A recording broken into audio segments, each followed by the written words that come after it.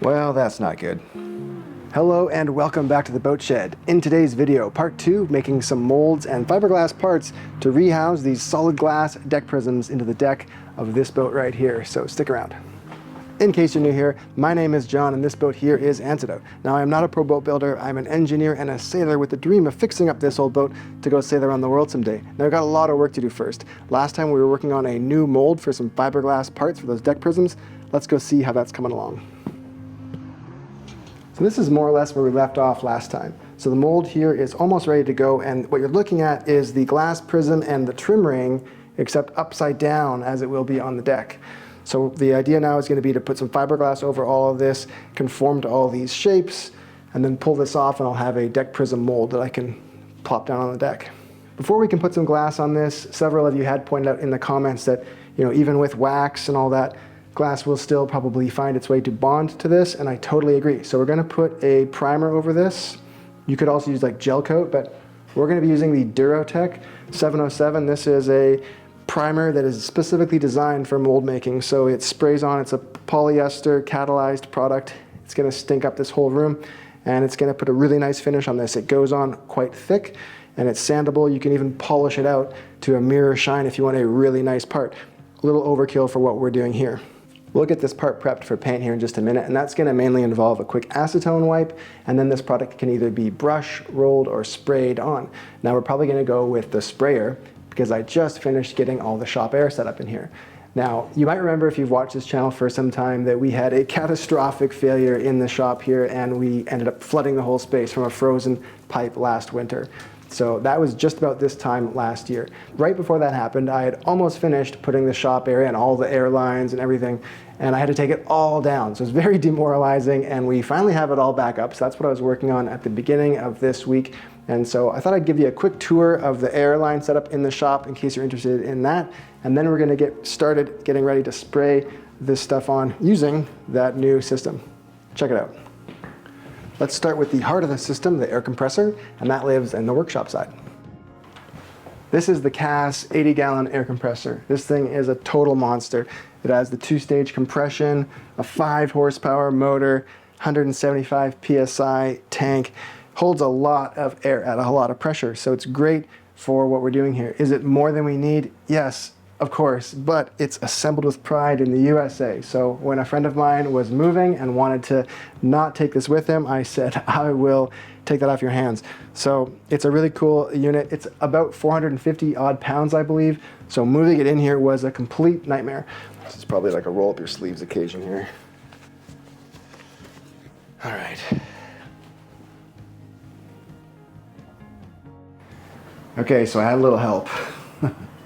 But we were able to get it set down here. It was quite a workout, but we got it done.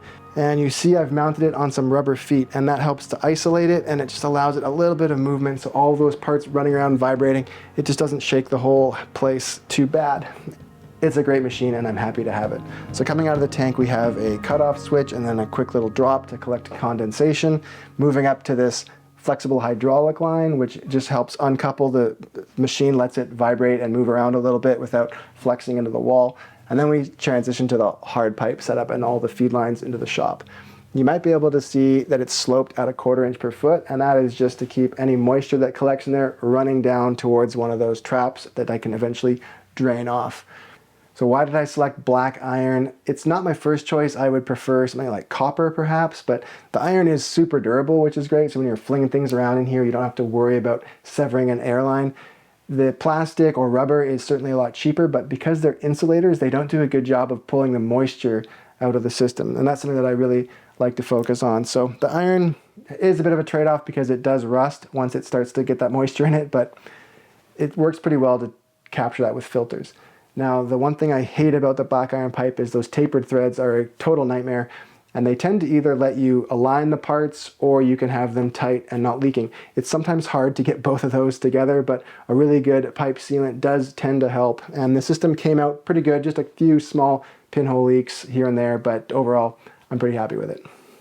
Now this side of the shop is where the air mainly gets used. The first thing we come to here is this bypass, and this would allow me to cut the supply of air off and then divert it through an optional like heat exchanger, or I could put a big coil of maybe copper or something in a tub of cool water if I really need to bring down the temperature of the air, make sure it's condensing before it gets to any of these filters. Then we go into our main air-water separator, and this is just a nice big catch-all that captures a lot of the moisture in the air and as well as any particulates. So that is the first line of defense, and then you'll see we have a drop here, and then we go into our first regulated air supply, and it's on a 50-foot reel, and this is just my general tool air. So that's for all of my pinners and staplers and nailers and things like that. And then we go up and down, back to another coalescing filter and regulator. This allows me to have a different pressure between the shop air. Say I'm running a pinner at 100 psi, but I also want to have a sprayer set up at like 40. I can adjust this pressure here to get down closer to 40, and then that shoots the air up and over to another reel. But before it goes through that, there's another bypass here with another regulator, and this one is more specialized for the 0 to 30 psi range, because sometimes I do at-home powder coating, and with that you want like 4 psi. So I wanted a regulator that worked really nicely down those fine PSI ranges. And so again, we can just bypass this, cut the air off there, open it up through that way. Now the air goes through the regulator into the cleanest air supply that we have in the shop. This is where the system currently ends, and you'll see here there is a T in case I want to run air out to the boat. But we have our last drop right here, and then a shutoff for the last filter, and this is a motor guard filter, and these are great at capturing that last bit of debris, dust, and moisture. And the filter element looks remarkably like a roll of toilet paper, but it's not. It's different. It's specialized. And then we go into our 25-foot reel here, and so the only air that ever comes out of here is super clean, dry air, and that's the goal anyway. So you'll notice here the air takeoff is off the top. Ideally, you want at least 6 inches for these. I just don't have the ceiling height in here, but it's always good to take your air off the top of a pipe so you help promote the water to run down and the air to stay up. So anyway, there we go. That's the system. Hope you found that interesting. And now we're gonna get a little spray booth set up in here to get that Duratec put on.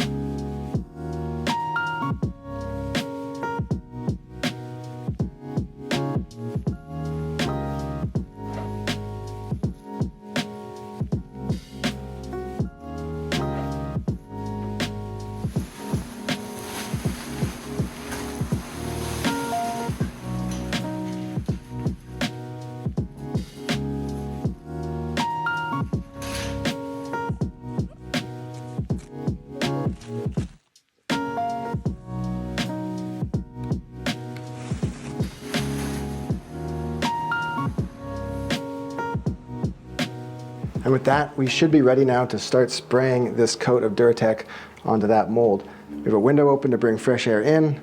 I think we should be ready to roll. So for spraying it, we're gonna use this HVLP gun here, and this is just a very cheap gun that I bought on Amazon. I'll put a link in the description down below if you're interested, but I will tell you, we'll see how it goes.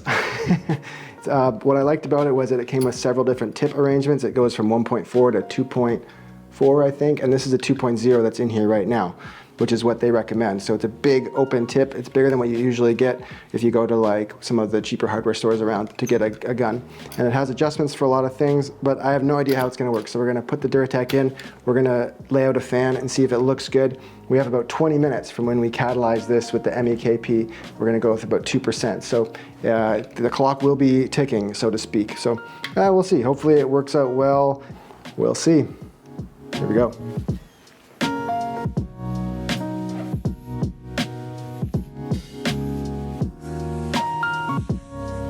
Let's take a quick second to say thanks to the folks on Patreon that really helped make this channel a possibility, especially the folks whose names are appearing now on the screen. Thank you all so much. Back to the video.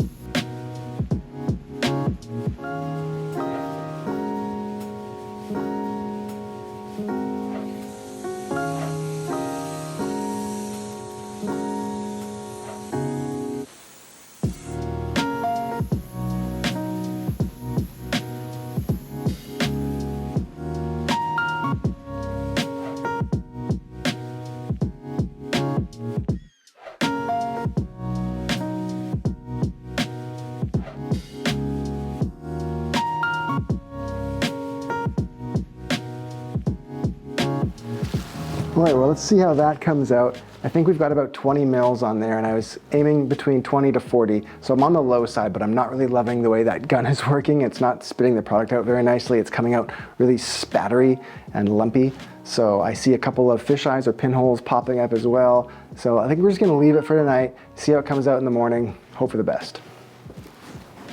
Back in the shop, and it's the following day. The Duratec seems to have cured pretty nicely. Here's some of the leftover, and as you can see in the cup here, it is pretty solid, and the smell in here has gone down. So let's go see how that came out.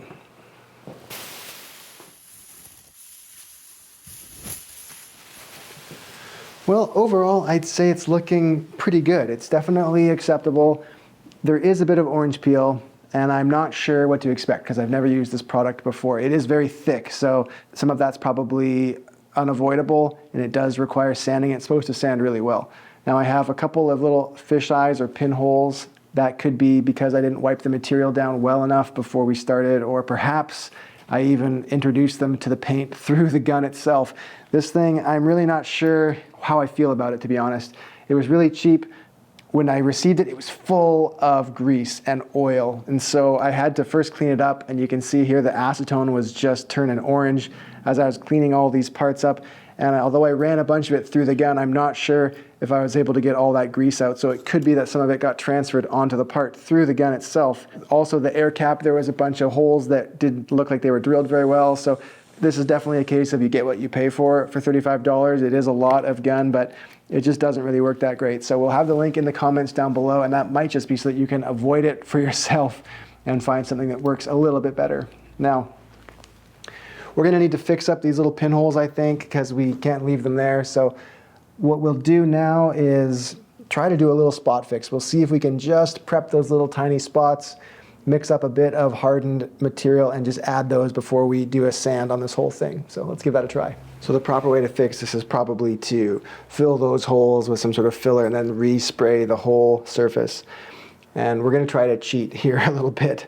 So because it has cured most of the way, we do wanna kind of spot sand those little pinholes, I think, but instead I've just cleaned up this little drill bit really well, and then we're just gonna use that to clean up the tops of those little holes, get a nice surface prepared. And then I'm gonna just catalyze a tiny bit in a very clean cup. This is my Inuvik Northwest Territories shot glass. That was a fun trip. We're gonna catalyze just a tiny bit of this material. I figure that 2 drops is about 4.5 cc's of the material. So just a very small amount. We'll mix it up, try to apply that to the holes using just this really small, like toothpick kind of thing. And we'll see how it goes. We'll see if they cure up. If they works, great. If not, then we will have to maybe hit one more coat on there, but maybe not. Let's see how it goes.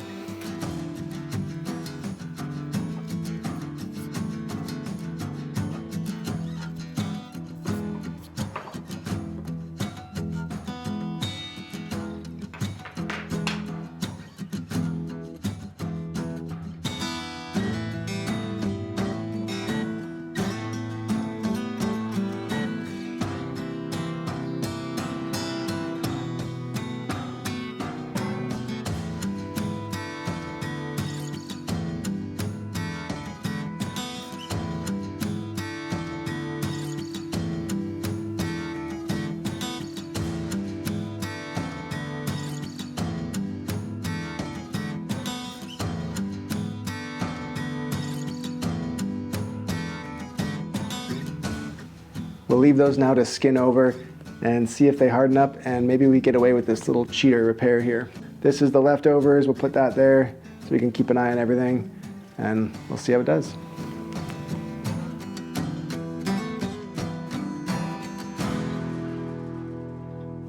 The following day now, and it looks like we've gotten away with it.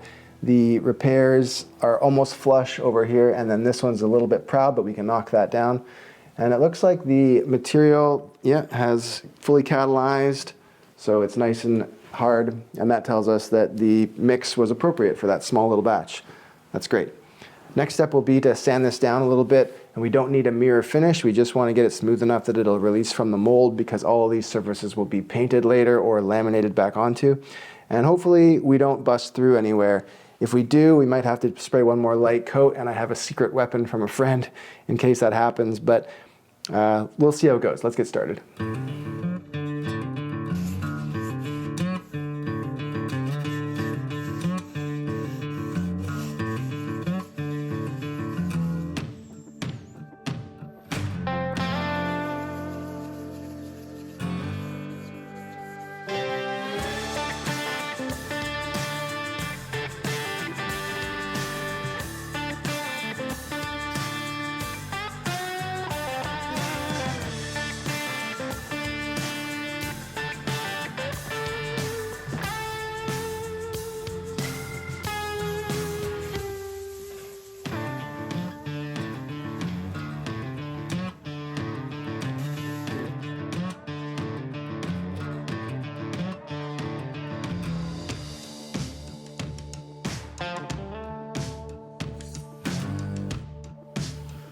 Well, I think that looks pretty good. We're gonna leave it there for now. There's still some scratches and swirl marks, but I'm not gonna worry about it because this is not for an exposed part. I just want a good, relatively smooth surface to break the mold free and be nice and durable. So I think we've achieved what we wanted there.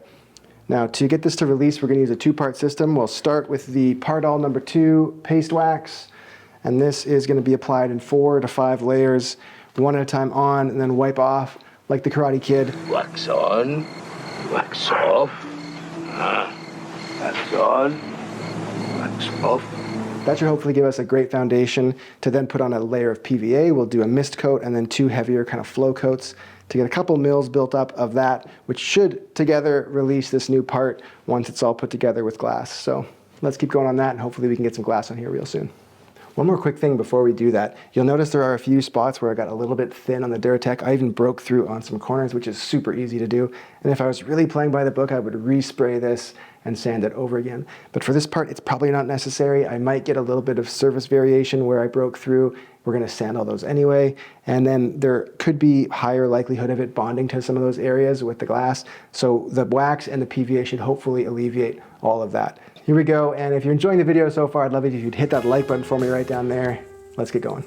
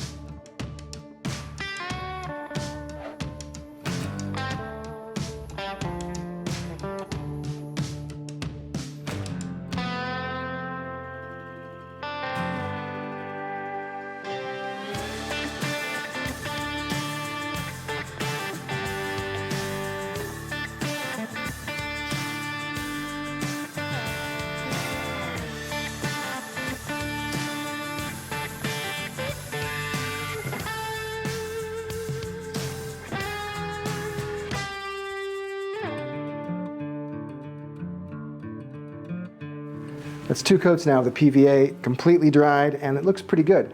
And now I need to give some credit here. You might have noticed that we had a different gun that we applied this with than the Duratec previously. So one of the sponsors of the channel, AkzoNobel, and they're the company that makes all of these brands, which you probably recognize. Dave came by to drop off some epoxy, and when he saw the gun I was using or planning to use, he's like, I don't know if I want you to use that on this project. And he actually brought down that 3M AccuSpray gun and let me sort of borrow it and try it out. So I used it to try out with the PVA, and yeah, it worked pretty well. I think I'm still trying to dial in all the settings to get a really good fine mist out of that product. Maybe it was a bit thick because it was an older can. But anyway, this looks pretty good, and I think we're ready now to put some glass on here. So for this, we are going to be using a 4-inch wide tape, and this is like 1200, so it's kind of like 1708, except it's 12, so it's 12 ounces per yard instead of 17, and it is without the mat on the back. And this is going to do a really good job of conforming to all those really tight corners, I'm hoping. And it still offers a lot of strength as we're going to have to build up the layers. It's thinner than the 1708, so it's going to require more layers. On the really tight inside corners where I don't want there to be a gap or a resin-rich area that's going to probably crack or chip, we're going to add these milled fibers. These are just 1/32 inch long fiberglass fibers, so that'll help thicken that up. We'll also be using some of the Hawk Epoxy F2. This is their structural filler. Think of like 406 or colloidal silica, that kind of thing. So it'll thicken the epoxy up, make a nice paste for the inside corners that'll be really sticky, help hold the glass in and conform to those shapes. These will all be mixed up over by my HEPA filter to keep the air quality in here nice and clean. So yeah, I think we're ready to get going. Let's try it. Just as we're getting ready to go here, I've noticed that there's a bit of an arc to this piece. I don't know when it picked that up. That is a concern with the MDF, is that, you know, swelling and moisture and stuff, but using solvent-based products, that's usually not a problem. So I'm a little surprised that it's picked up a bit of a curve, but we don't really want that. We're gonna attach some stringers to this, some plywood, and screw that in to try to get the shape back to what we want. Small detour, but we'll get this fixed up and then start laminating.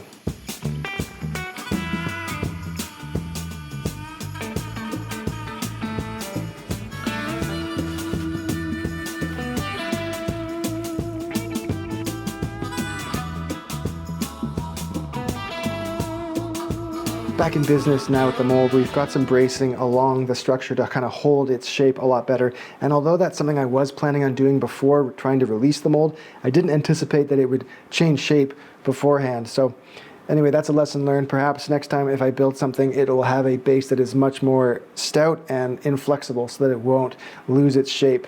But we've been able to turn this frown upside down, I think, because since the deck has a bit of a curve to it already, I was wondering how making this flat piece was going to work. And so we've actually laid in some strips along the underside of this with some T-nuts. And so that allowed me to lay in a bar of metal, and I can actually pull tight and draw the part and kind of shape it in a way.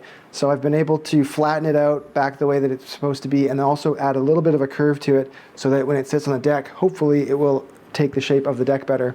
We'll see how it goes. The only way to find out is going to be to build a part on here, remove it, and see if everything survives. So let's do that now.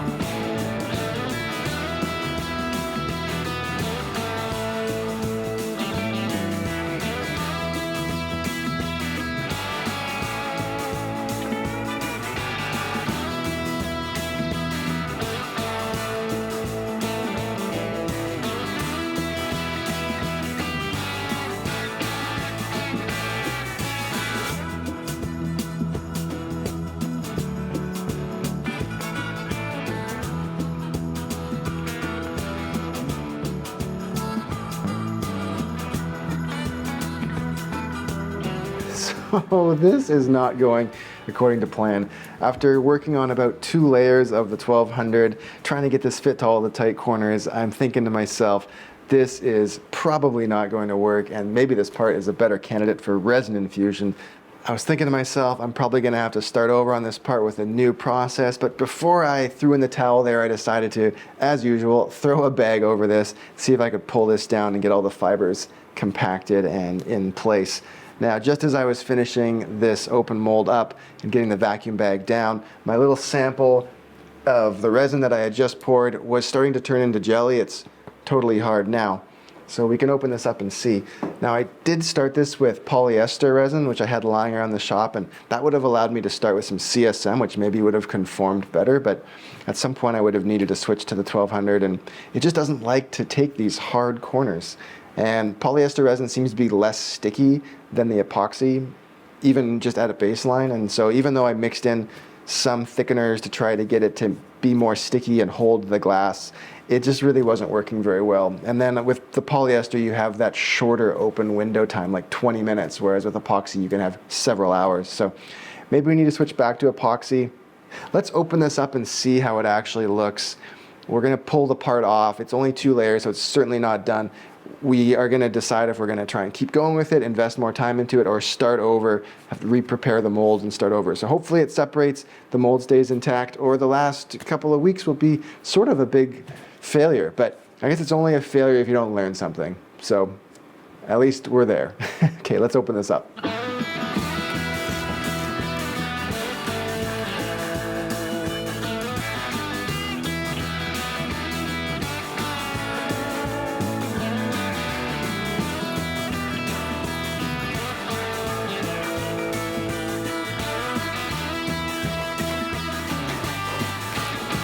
With all of the peel ply removed, we have some good news and some bad news. Now the good news first is that the mold is letting the part go here on some of the corners. The PVA seems to be doing its job, but we'll see how it goes when we try to take the whole part off. Now the bad news is that there are very evident spots of sort of clear translucent glass where it is not laid down, not even really close. So this is nowhere near acceptable for what I'm trying to do. We'll still take it off and take a look at it. There is a almost 0% chance this part ends up on the boat, and this probably becomes more of a learning lesson for me than an actual functional part. And I know there's a lot of people watching this channel. They're probably gonna have some good ideas, and I'm sure there's gonna be a lot of stuff in the comments about a way to tackle this in the future. And I really do appreciate that. Let's see if we can get this off, and we'll go from there.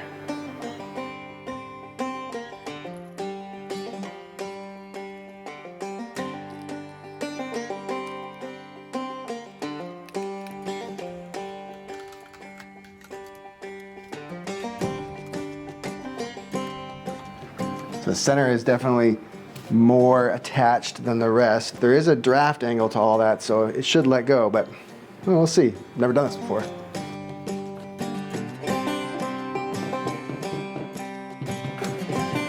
Well, I'm coming to the conclusion here that this part is not going to come off very easily. Now, I don't need the glass here in the middle of this area, so I could probably just drill a small hole here and pop some air in there, and that might release the rest. So I think that's what we're going to try now. Let's give that a shot.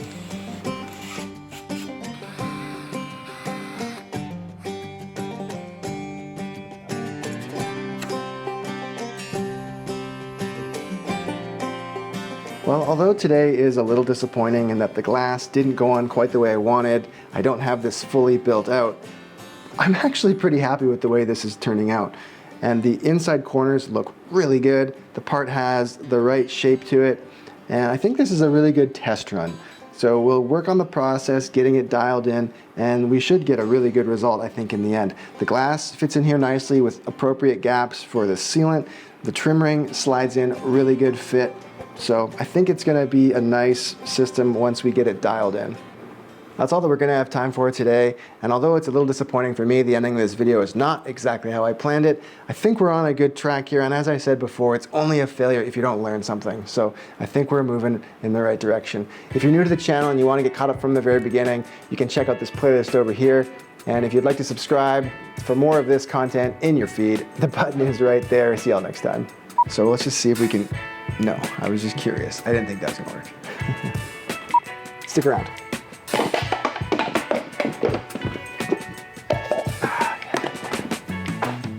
Take two.